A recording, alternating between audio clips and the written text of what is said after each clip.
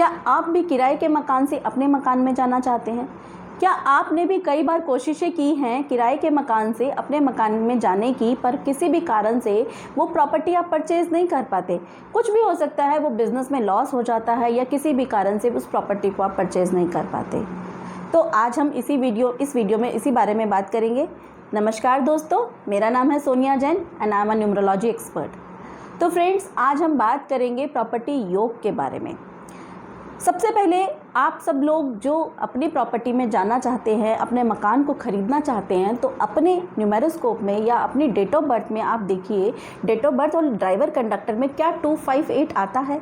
अब देखिए, driver conductor क्या होता है? ड्राइवर होता है जिस डेट पे आपने बॉर्न किया है, जिस डेट पे आप जन्मे हैं।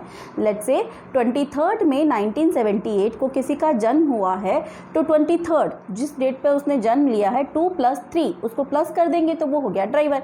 कंडक्टर क्या होगा? पूरे डेट ऑफ बर्थ को प्लस कर देंगे, 2 + 3 + 5 + 1 + 9 + 7 + 8। ठीक है, जो आएगा वो उसका कंडक्टर होगा, सिंगल डिजिट में कर लेंगे। ड्राइवर और कंडक्टर पे मैंने ऑलरेडी एक वीडियो बनाई हुई है, जिसको आप देखकर ड्राइवर कंडक्टर फाइंड आउट कर सकते हैं। अब आपको मालूम करना है क्या आपके पास प्रॉपर्टी योग है या नहीं। तो अगर आपकी डेट ऑफ बर्थ में या आपके ड्राइवर कंडक्टर से 258 ये तीनों नंबर्स आते हैं, दैट मीन्स कि आपके पास प्रॉपर्टी योग बन रहा है। बट अगर आपके पास ड्राइवर या कंडक्टर से या डेट ऑफ बर्थ से ये तीनों नंबर नहीं आते, 258 नहीं आते, या इनमें से कोई एक नंबर आता है, तो समझ जाइए कि आपके जो प्रॉपर्टी के योग है वो बहुत वीक है। इसी वजह से आप जब भी प्रॉपर्टी परचेज़ करने जाते हैं तो आपको बहुत सी प्रॉब्लम्स फेस करनी पड़ जाती है, या इसी वजह से आप काफ़ी लाखों कोशिशें करने के बाद भी किराए के मकान से अपने मकान में नहीं जा पाते हैं। तो अब करें क्या? देखिए, प्रॉब्लम्स हैं तो सॉल्यूशन भी होगा ही। तो इसका सॉल्यूशन ये है, सबसे पहले तो देखिए 258 होता क्या है न्यूमरोलॉजी में? 258 अर्थ फैक्टर होता है। ठीक है, अब ये अर्थ फैक्टर मैंने बताया क्यों है आपको, क्योंकि मैं इसकी रेमेडी इतनी ईजी दूंगी कि आप कहोगे कि मैम ये तो हम रोज़ आराम से कर सकते हैं। देखिए, आपको क्या करना है, डेली कम से कम आधा घंटा नंगे पैर अपने घर में चलना है। जी हाँ, आपने सही सुना, सिर्फ आधा घंटा। आधे घंटे से ज़्यादा भी चल सकते हैं, बट कम से कम आधा घंटा नंगे पैर चलिए। चाहे अपने घर की छत पे, टेरेस पे चलिए, या अगर आप पार्क जाते हैं तो पार्क में नंगे पैर घास पर आधा घंटा चलिए। इससे होगा क्या? देखिए, अर्थ पे हम चल रहे हैं, फर्श पर चल रहे हैं, तो कहीं ना कहीं जो मैंने आपको बताया था कि 258 अर्थ एलिमेंट है, तो हम उसकी वाइब्रेशंस ले रहे हैं, अर्थ से उस वाइब्रेशन को खींच रहे हैं। वो वाइब्रेशंस जो हैं 258 की, वो हमारे साथ अटैच होनी शुरू हो जाएंगी। ठीक है, तो आप लोगों को अब से क्या करना है, जिनके पास भी 258 नहीं है, आधा घंटा डेली, कम से कम आधा घंटा नंगे पैर चलिए।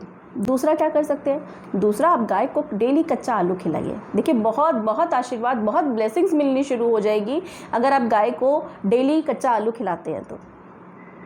अब सवाल ये उठता है कि कितने टाइम तक या कब तक होगा। ठीक है, तो इसका जवाब ये है, देखिए, जो प्रॉपर्टी अगर आपको 10 साल बाद बनने के योग हो रहा होगा या 10 साल बाद बननी होगी, वो आपको 2 साल में या 3 साल में बन जाएगी। देखिए, कोई भूति नहीं है कि आपने घोट के खाली, दवाई नहीं है कि अभी खाई और अभी इंस्टेंट रिजल्ट होगा। ठीक है, हमने जो चीज़ वाइब्रेशन हमारे पास जो वाइब्रेशंस नहीं हैं, उस वाइब्रेशन को हम अटैच कर रहे हैं, तो थोड़ा टाइम लगता है। तो आपको ये कंटिन्यूसली करना है। ओके, जो चीज़ आपके पास नहीं थी, जो अर्थ एलिमेंट आपके पास पूरा का पूरा मिसिंग था, वो अर्थ एलिमेंट को आप रिसीव कर रहे हैं, तो थोड़ा टाइम लगेगा। अब दूसरी बात ये है कि सपोज़ किसी के पास 258 नहीं है, बट फिर भी उसको उसके पेरेंट्स से प्रॉपर्टी मिली हुई है, वो किसी भी तरीके से, या कोई ऐसा नंबर आ गया जिसकी वजह से उनके पास प्रॉपर्टी है। ठीक है, तो आप लोगों को एक बात का हमेशा ध्यान रखना है, गांठ बांध लीजिए इस बात को, कि आपको कभी भी अपनी प्रॉपर्टी के ऊपर लोन नहीं लेना या प्रॉपर्टी के पेपर मॉर्टगेज नहीं करने।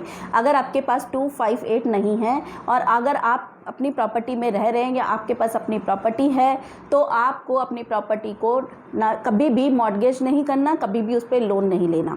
दूसरा, उसे सोल्ड आउट भी नहीं करना, क्योंकि अगर आपने उसे एक बार बेच दिया तो देखिए दूसरी बार वो प्रॉपर्टी बनना बहुत बहुत मुश्किल है। ठीक है, क्योंकि वो चीज़ आपके पास मिसिंग है। तो लेकिन इसमें एक बात ये भी आती है कि अगर मुझे सपोज़ मेरे पास 258 मिसिंग है, लेकिन किसी भी वजह से जिस प्रॉपर्टी में मैं रह रही हूँ वो मुझे अच्छी नहीं लग रही या कमर्शलाइज हो गया वो एरिया, कुछ भी कारण से मुझे दूसरी जगह शिफ्ट होना है, तो उसका सॉल्यूशन क्या है?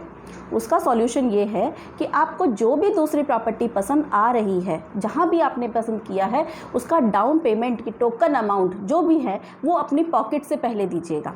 पहले उसे वहाँ पर टोकन मनी देनी है। इस प्रॉपर्टी को बेच के कभी भी टोकन अमाउंट नहीं देना, क्योंकि अगर आपने इसे पहले बेच दिया तो वो दूसरी प्रॉपर्टी कभी भी नहीं बनेगी। तो इसीलिए आपको पहले उसका टोकन अमाउंट देना है, डाउन पेमेंट करनी है, उसके बाद इस प्रॉपर्टी को बेचिएगा। क्योंकि देखिए जो चीज़ नहीं है वो चीज़ आप बेच के उसको ख़त्म कर रहे हैं।